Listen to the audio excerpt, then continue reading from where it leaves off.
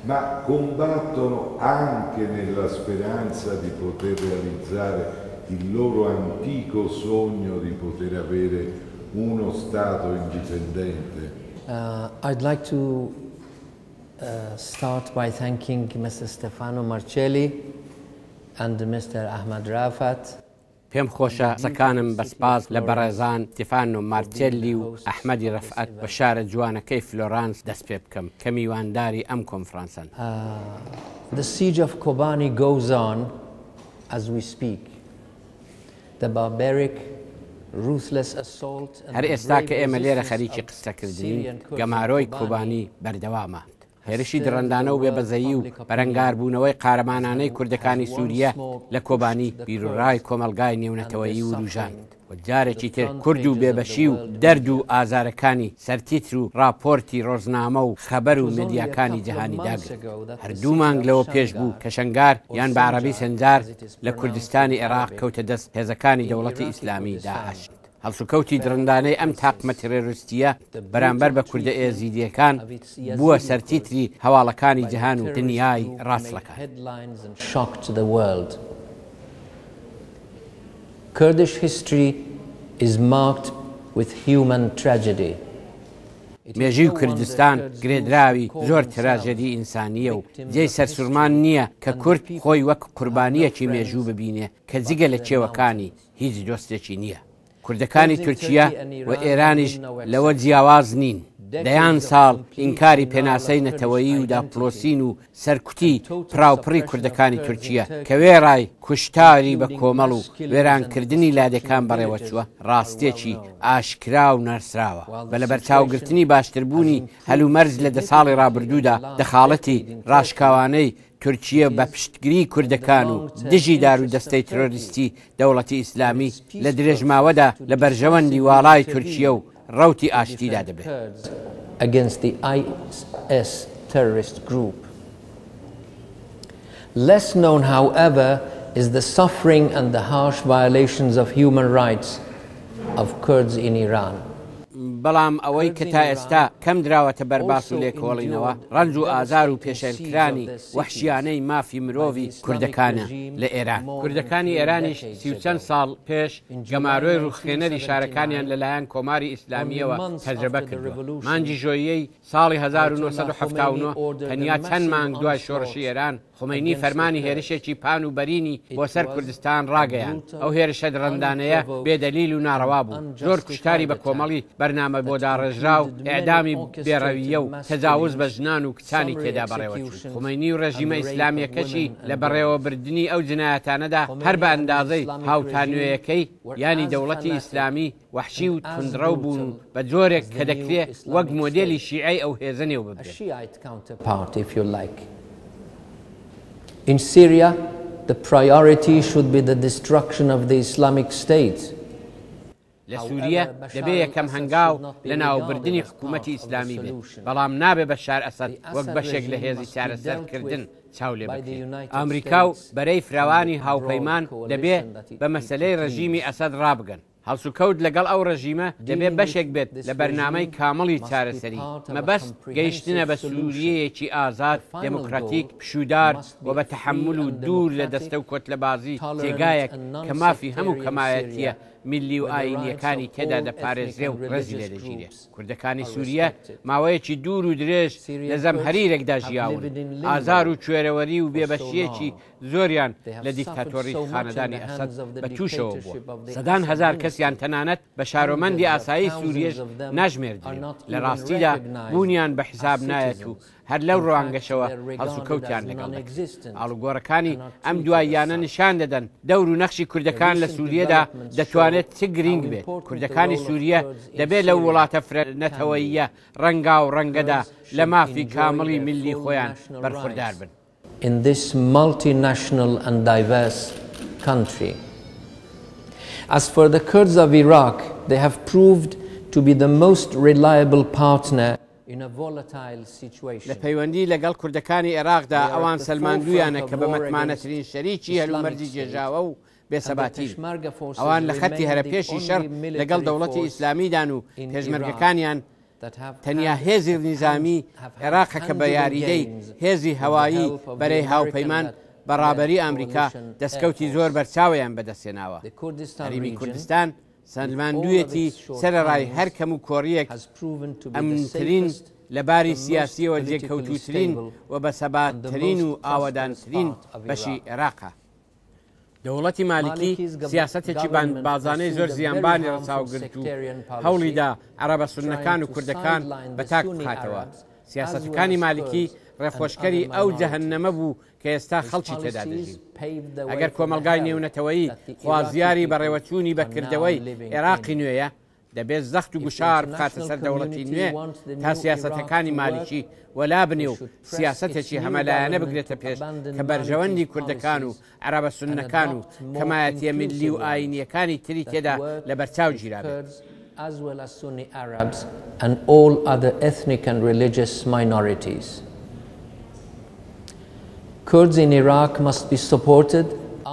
کوردەکانی عێراق دەبێت بە هێز و پرچەک بکرێن و دەست بەجێ لە ڕادەیەکی فراوانتر و بە خێراییەکی پتر فێر بکرێن. دەبێت ڕەوتی وە دواکەوتووی قانونی و چارەسەرکردنی ناکۆچی لەسەر ناوچەکان و لەوانەش کەرکووک کەوێتە گەڕ و بە پێی ئەسڵی 140 دەستوری عێراق و لەژێر چاوەلێری ڕێکخراوی نێونەتەوەیی بە شێوەیەکی ئازاد و دموکراتیک بخرێتە ڕفراندۆم.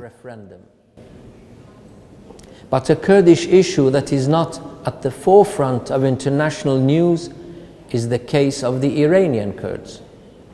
بەڵام یەکێک لەو مەسەلانەی کورد کە نەچوەتە سەروی هەواڵەکان و میدیای نێونەتەوەیی مەسەلەی کوردەکانی ئێرانە. دانیشتوانی کوردی ئێران 8 تا 10 میلیۆن کەسن کە خۆی بە تەنیا لە سەرجەمی جەمعیەتی کوردەکانی عێراق و سووریە زیاترە. کوردەکانی ئێران نیشتەجێی 4 ئوستانی باکووری ڕۆژئاوای ئێرانن کە 2 هێندەی کوردستانی عێراقە. دەیان ساڵە هاشاوڵی دەوڵەتی ئێران بۆ سەر کوردەکان بێپسانەوە درێژەی هەیە و بەڵام بێدەنگەی لێکراوە. کوردەکان بەشێکی هەرە گرنگی هەر چەشنە بزوتنەوەیەکی دموکراتیکن لە ئێراندا. ئەوان دەتوانن لە ئێرانی نوێ دموکراتیک و بەرخوردار لە فەرهەنگی ڕەنگا و ڕەنگ بەشداریەکی زۆر زەق و بەرچاویان هەبێت. زوتنەوەی دموکراتیک لە ئێراندا کە جێو شوێنی کوردەکانی تێدا ئینکار ناکرێت مەیدانێکە کە ڕۆژاوا دەبێ پشتی پێ ببەستێت. Should be relying on. It is ironic that the Islamic State, who are fiercely fighting the Kurds in Iraq and Syria, ئەوە بزەی تەوساوی مێژووە کە دەوڵەتی ئیسلامی کە درندانە لە عێراق و سووریە دژ بە کورد شەر دەکا و هەوڵ دەدا قورسترین و سامناکترین دەستی لێبووە شوێنێ خەسارێکی هەرچی زیاتری پێ بگەیەنێ لە ڕاستیدا خۆی بۆتە تازەترین پارامترێکی یاریدەدەر بۆ گۆڕینی وەزعیەتێک کە 100 ساڵ پێش لە ڕێککەوتن نامەی داگیرکەرانەی سایکس پیکۆ دادیاری کرابوو.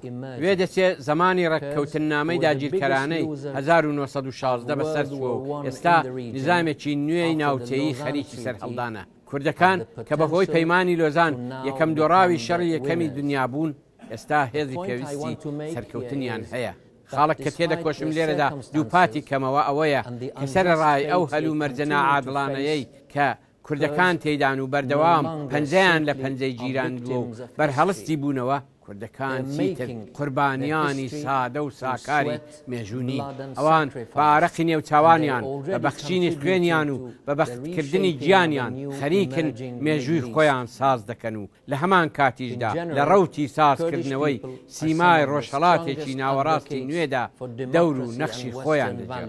بەگشتی خەڵکی کورد بەهێزترین بەشی لایەنگران و پشتیوانانی دموکراسی و بەهاو بایخەکانی ڕۆژاوان بزوتنەوە میلیەکانی کوردستان هێلانەی هیچ ئایدیالۆژیەکی کۆن و بنیادگەرایانە و شێوازێکی توندڕەوانە نین. دامەزراندنی کۆمەڵگایەکی ئازاد بە مافی یەکسانەوە بۆ گشت شارۆمەندان بەبێ لە بەرچاوگرتنی پێناسەی میلی مەزهەبی جنسی و ئاینی کاکڵی بیر و بۆچوونی ئەو بزوتنەوانەیە.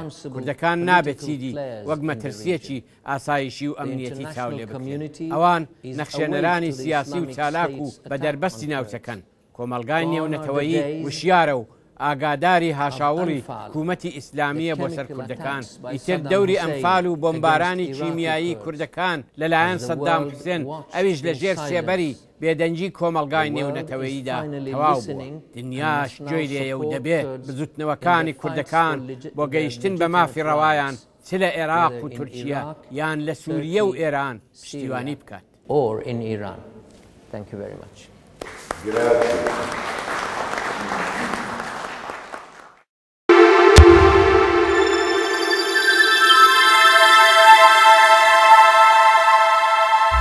ماڵاواییکردنی دایکی دوو هاوڕێی گیانبەختکردووی کۆمەڵە لە سنا پاش ماوەیەک بربەرەکانی لەگەڵ نەخۆشی لە تەمەنی 75 ساڵیدا بۆ هەمیشە ماڵاوایی لە ژیان کرد. بەپێی هەواڵی گەیشت و بە ئاسوی ڕۆژهەڵات ڕۆژی یەکشەممە 18 خەزەڵوەر دایە مریەم کەریمی دایکی هاوڕێیانی گیانبەخت کرد و فەخرە و ئەلای نەوەڕە لە تەمەنی 75 ساڵیدا بەهۆی نەخۆشین لە شاری سنە بۆ هەمیشە ماڵاوایی لە ژیان کرد. دایە مریەم لە زۆمرەی ئەو دایکانە بووە لەگەڵ ئەوەی دوو کوڕی ئازیزی گیانیان بەخت کردووە لە پێناو ڕێبازی کۆمەڵەدا بەردەوام بەورەوە پشتیوانی لە کۆمەڵە و لە خەباتی ڕزگاری خوازانەی کوردستان کردو و هەمیشە بەهێز و بڕوابۆنێکی زۆرەوە یارمەتی و هاوکاری پێشمەرگەکانی کۆمەڵی کردووە. ئێمە وەک ستافی بەرنامەی پێکی کۆمەڵە پڕبەدڵ سەرخۆشی لە بنەماڵەی دایە مریەم و سەرجەم کە سوکاری دەکەین و خۆمان بە شەریکی خەمیان دەزانین.